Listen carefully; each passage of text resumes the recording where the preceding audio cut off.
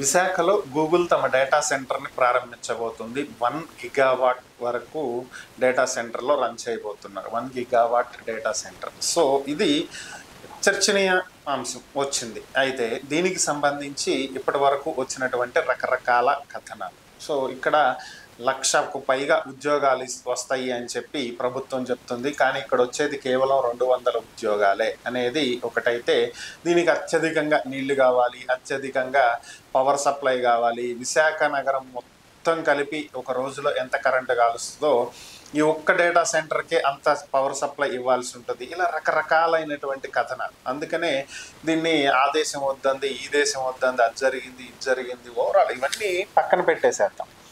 So ఆ లెక్కను చూసుకుంటే ప్రపంచంలో ఉండేటువంటి దేశాల్లో అత్యధికంగా ఫార్మా ప్రొడక్ట్స్ని ఎక్స్పోర్ట్ చేసేది ఇండియానే. దాదాపుగా ప్రపంచంలో ఏ దేశంలో వాడేటువంటి మెడిసిన్ అయినా, వ్యాక్సిన్స్ అయినా దాదాపుగా ఇండియాలోనే తయారవుతాయి. మరి వాటికంటే ఎక్కువగా ఏమీ ఇక్కడ కాలుష్యం అయితే జరగదు కదా. సో ఇక్కడ చర్చించాల్సినటువంటి అంశాలను వదిలేసి అనవసరమైనటువంటి అంశాలని చర్చించడం.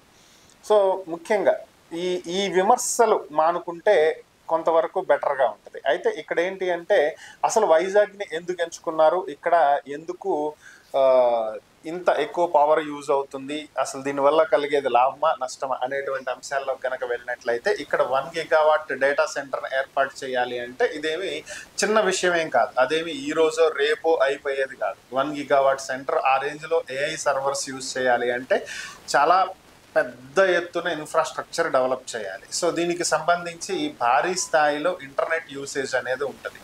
సో దీనికి సంబంధించే గూగుల్ అండర్ గ్రౌండ్ కేబుల్స్ అనేవి వేయాల్సి ఉంటుంది. ఈ కేబుల్స్ ఎక్కడి నుంచి వేస్తారు అంటే సముద్రంలో నుంచి వేస్తారు. సముద్రం అడుగు నుంచి కేబుల్స్ వేసుకొస్తారు. సో ఇది అండర్ వాటర్లో నుంచి వచ్చేటువంటి కేబుల్స్. సో దీనికి సంబంధించి ఇంకొక ప్లేస్లో ఎక్కడో పెడితే అది సాధ్యపడదు కదా. తీసుకొచ్చి అమరావతిలో పెట్టారనుకోండి. గూగుల్ అమరావతిని ఎందుకు ఎంచుకోలేదు అంటే ఒక రీజన్ అది. ఇక్కడి నుంచి సముద్ర మార్గానికి వెళ్ళాలి అంటే కనీసం తక్కువలో తక్కువ ఒక 100 కిలోమీటర్ల జర్నీ చేయాలి ఇక్కడి నుంచి. సో 100 కిలోమీటర్ల భూమి లోపల పైప్ లైన్స్ వేసి, రోడ్లు తవ్వి, కేబుల్స్ వేసి మళ్ళీ అక్కడి నుంచి సముద్రంలో వేసి అన్నీ అవ్వవు కదా. సో వైజాగ్లో ఏంటంటే నియర్ బై సీ ఉంది కాబట్టి కేబుల్స్ వేయడానికి ఈజీ అవుతుంది. సెకండ్ పార్ట్, దీనికి ఇంటర్నెట్ సప్లై హెవీగా కావాలి, కేబుల్ వర్క్. ఇదంతా కూడా భారత్కు చెందినటువంటి ఎయిర్టెల్ కంపెనీ దీన్ని తీసుకోబోతుంది. సో అలాగే ఇక్కడ దీనికి పవర్ సప్లై ఎక్కువగా కావాలి. ప్రస్తుతం మనం సర్ప్లస్ పవర్లో ఉన్నాం. అంటే కొన్ని ఏరియాల్లో మనకి పవర్ అనేది ఎక్కువగా ఉంది. ప్రజెంట్ మనం థర్మల్ పవర్ని పెద్దగా యూజ్ చేయట్లేదు. అలాగే సోలార్, విండ్ పవర్స్ కూడా మనకు ఉన్నాయి. సో భవిష్యత్తులో ఈ పవర్ మొత్తం దానికి సప్లై చేసే అవకాశం ఉంటుంది. ఇది 1 గిగావాట్ కంటే ఇంకా పెరగవచ్చు. భవిష్యత్తులో ఏఐ అనేది వాడకం పెరుగుతుంది. ప్రస్తుతం గడిచినటువంటి 5-6 ఏళ్లతో పోల్చుకుంటే ప్రస్తుతం ఏఐ వాడకం అనేది విపరీతంగా ఉంది. సో ఇంతకు ముందు ఏఐ లేదా అంటే ఉంది, కానీ మనం ఎక్కువ యూజ్ చేయలేదు. కానీ ఇప్పుడు ఏఐని ఎక్కువగా యూజ్ చేస్తున్నాం. సో అలాగే భవిష్యత్తులో ఇంకా పెరగవచ్చు. పెరిగినప్పుడు ఈ డేటా సెంటర్ మెయింటెనెన్స్ అనేది పెరుగుతుంది. సో దానికి సంబంధించి స్థానికంగా ఉద్యోగాలు పెరగవచ్చు. అలానే దీనికి సప్లై చేసే పవర్ సప్లై పెరగవచ్చు, వాటర్ పెరగవచ్చు. వాటర్ ఎందుకు డేటా సెంటర్లో వాటర్ ఏం చేసుకుంటారు అంటే, హీట్ అయ్యేటువంటి ఈ సర్వర్లని కూల్ చేయడానికి ఎవ్రీ 1 అవర్కి ఒకసారి చల్లటి నీళ్లు పైప్ లైన్స్ ద్వారా సర్వర్స్ దగ్గరకు వెళ్ళి వస్తుంటాయి అనమాట. అవి సర్వర్స్ని టచ్ చేసి వచ్చేటప్పటికి హీట్ అవుతాయి, బయటకు వచ్చేస్తుంది హీట్ వాటర్. కూల్ వాటర్ లోపలికి వెళ్ళి హీట్ వాటర్ బయటకు వస్తుంది. దానికి వాడతారు ఈ డేటా సెంటర్లో వాటర్ని.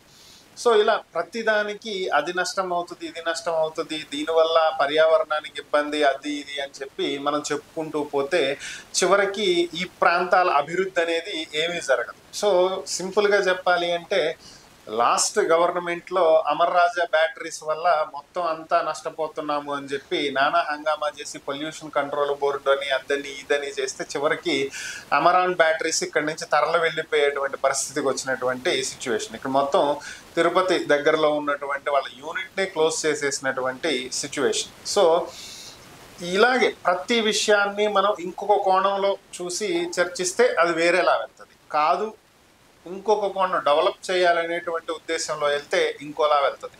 సో కార్ల పరిశ్రమలకి ఏమాత్రం ఇది అవ్వదా, ఏమైనా నష్టం కలగదా, పొల్యూషన్ రాదంటే వస్తుంది కదా. మరి కార్ల పరిశ్రమల్ని వెల్కమ్ చేస్తున్నాం కదా మనం. సో బ్యాటరీస్, సో ఇప్పుడు ఈవీ కార్లు ఎక్కువగా వాడుతున్నాము. సో పెట్రోల్, డీజిల్ ఇవన్నీ వాడటం వల్ల కార్బన్కి సంబంధించినటువంటి ఉద్గారాలు ఎక్కువగా పెరిగిపోతున్నాయి, గ్లోబల్ వార్మింగ్ అవుతుందని చెప్తున్నాం. మరి బ్యాటరీస్ వల్ల జీరో ఎమిషన్, జీరో పొల్యూషన్ అని చెప్తున్నాం. వీటి వల్ల నష్టం లేదంటే 100% నష్టం ఉంది. ఇవి లిథియాన్, లెడ్ అయాన్ బ్యాటరీస్ వాడుతున్నారు. సో ఇవి కొన్నాళ్ళ తర్వాత ఈ బ్యాటరీస్ని రీప్లేస్ చేయాల్సి వస్తుంది. రీప్లేస్ చేసినప్పుడు వీటిల్లో ఉండేటువంటి యాసిడ్ ఎక్కడికి వెళ్తుంది? భూమి లోపలికే వెళ్తుంది. ఎక్కడ పోయాలి ఇంకా? సో కొన్ని రోజులు, కొన్ని సంవత్సరాలు, ఇమీడియట్గా కాకపోవచ్చు, కొన్ని సంవత్సరాలు పోయిన తర్వాత ఈవీ వెహికల్స్ వల్ల జరిగేటువంటి నష్టం ఇంకా ఎక్కువ ఉంటుంది పెట్రోల్, డీజిల్ వెహికల్స్ కంటే కూడా. మరి దాన్ని ఇప్పుడు మనం ఎంకరేజ్ చేస్తున్నాంగా, ఎందుకు? సిచ్యువేషన్. సో ఇలా ప్రతిదాన్ని విమర్శించాలి అనే కోణంలో కాకుండా అసలు రియాలిటీ ఏం జరుగుతుంది అనే దాని గురించి ఆలోచించి మాట్లాడితే బాగుండేది. కానీ అనవసరమైనటువంటి విమర్శలకు తావిచ్చి విమర్శల పాలవడం జరుగుతుంది.